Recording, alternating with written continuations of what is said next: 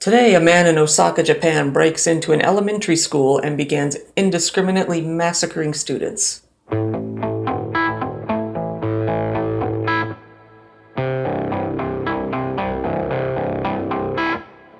Mamoru Takuma was born into a family of factory workers. He had a pretty rough upbringing, with one incident after another occurring all throughout his childhood. When he was about 3 years old, he actually caused an accident where he stopped highway traffic and started a traffic jam when he rode his tricycle out into the middle of the highway. In school, he was bullied by the other kids stronger than him, so he took to bullying the kids weaker than himself, starting to take steps towards becoming a serial killer as quickly as he could. He began killing small animals as well. He was known to take cats, roll them up in newspaper, and burn them to death. Takuma had a pretty hard time with his mother from the very beginning. She didn't really shy away from telling him that she hated him or that she wished she would have aborted him. She would refuse to give him milk after he was born for quite a while. She would leave the housework to her husband and just kind of do nothing. While growing up, she would often tell Takuma, "I wish you were never born." And he continued being awful all the way into middle school. He was bullying the weaker kids more and more. After one incident, he was forced to talk to the counselors. He there revealed that he had been putting his semen into the lunchboxes of a girl he fancied. For as long as he could remember, he dreamed of joining the self-defense force, pretty much the military of Japan. He kinda let all this go to his head, somehow. He started proclaiming to the other students that it didn't matter what he did now because he was gonna be a big military man soon. When in high school, he was suspended after one of his many antics. When forced to write a written apology, he wrote that he would have the last laugh in the end, because his high school records wouldn't matter after he joined the military anyway. It was also at this point in his life that he began to envy the wealthy, the social elites. This jealousy would soon warp into hatred. He pretty soon dropped out of high school, but he did start attending an alternative school that would allow him to work part-time while studying, but he quit that one too, so. He ended up landing a part-time job in a gas station and continued to work there until he was 18. Upon being of age, he actually did join the self-defense force. He was there for 2 years until he was discharged. The reason for his discharge was stated as he was harboring a high school girl that had run away from home and was having sexual relations with her. After his dismissal, he began working as a truck driver for a shipping company, and as a mover, and as tens of other kinds of drivers. He would usually quit these jobs within a week or two, but there were a couple of occasions where he would last like half a year. His mental health was in a rapid decline as his home life got worse and worse. He would get violent with his family, abusing them and injuring them. Repeating his largest feat as a kid, he got on the highway facing the wrong direction and held up traffic, just to be a dick.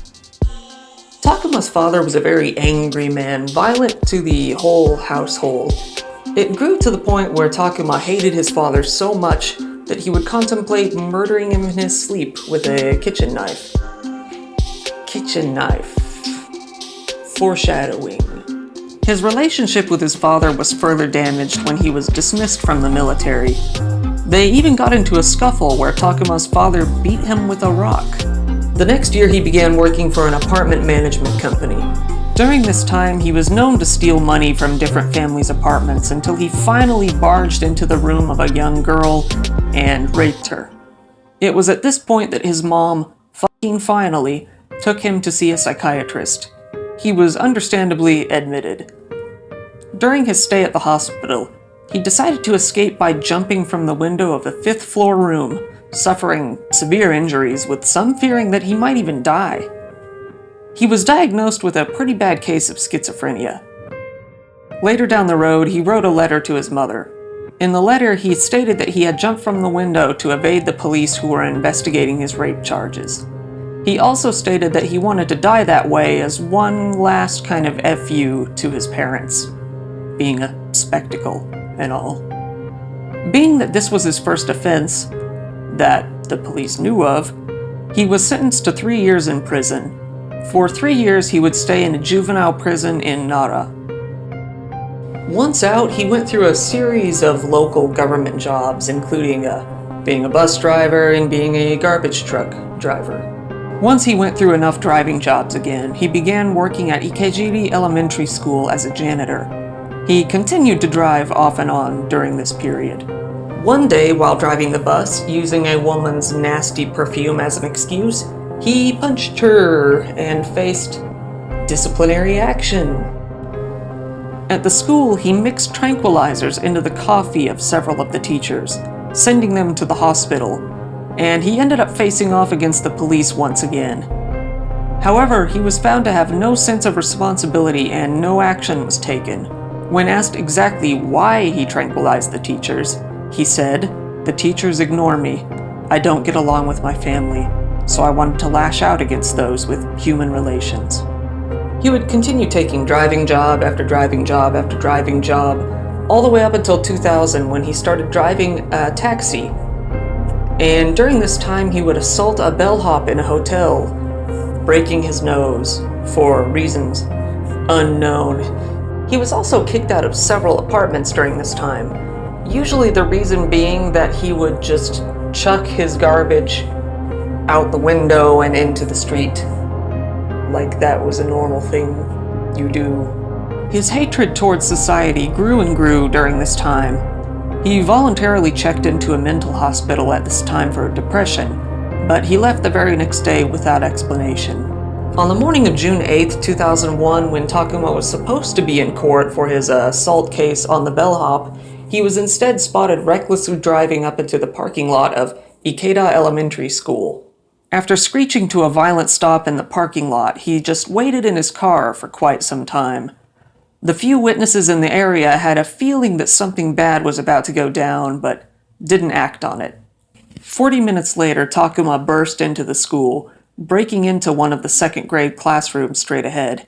He ran around like a maniac, slashing and stabbing anyone he could reach, both teachers and students.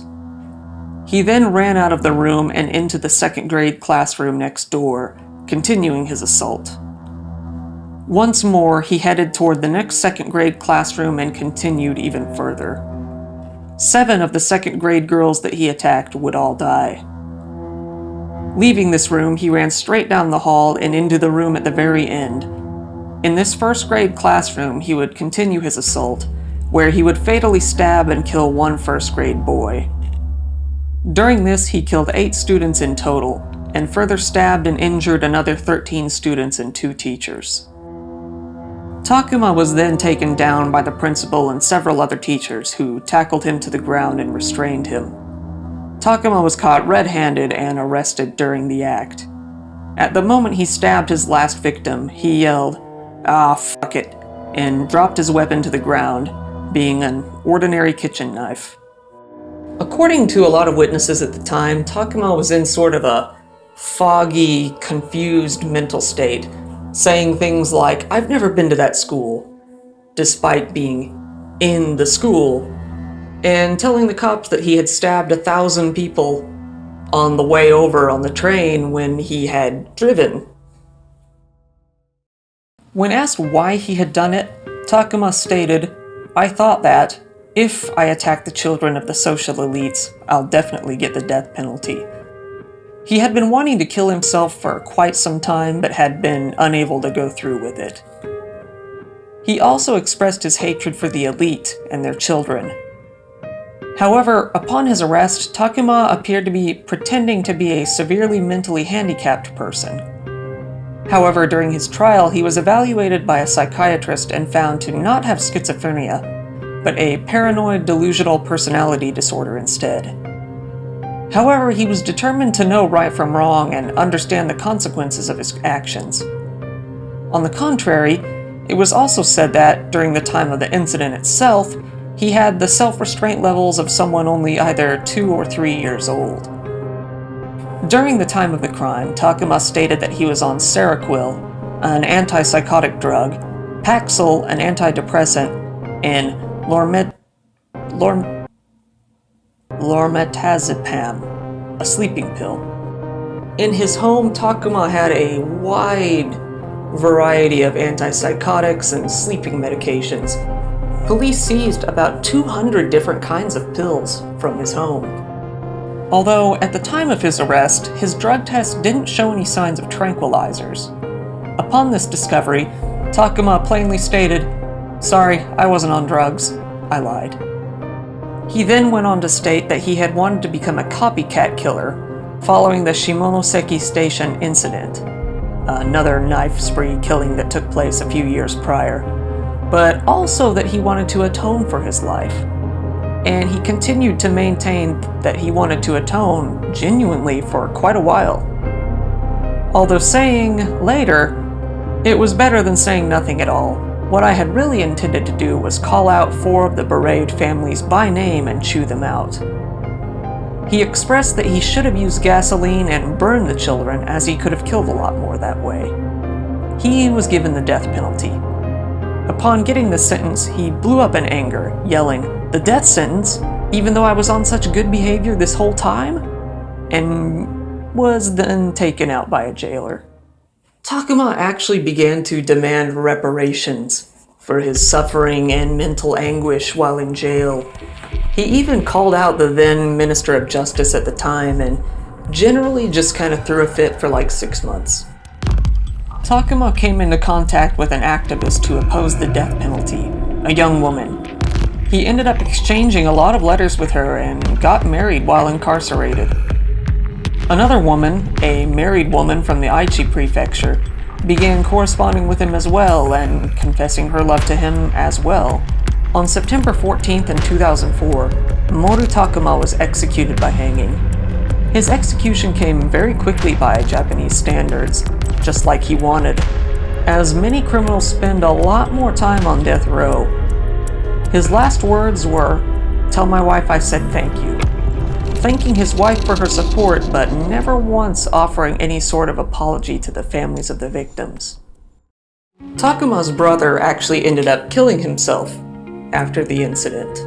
His mother was admitted into a mental hospital until her death in 2016. Takuma's father became even more of an angry, violent drunk, now blaming every single problem in his life up until this point on his son. Takuma said that he wished his father would have just killed himself, too. The kids that Takuma killed were given honorary graduation certificates along with their classmates when they normally would have graduated a few years later. A lot of people felt that the response times of both the police and the ambulances were far too slow, and that hospitals weren't even notified of the incident until the injured were already there.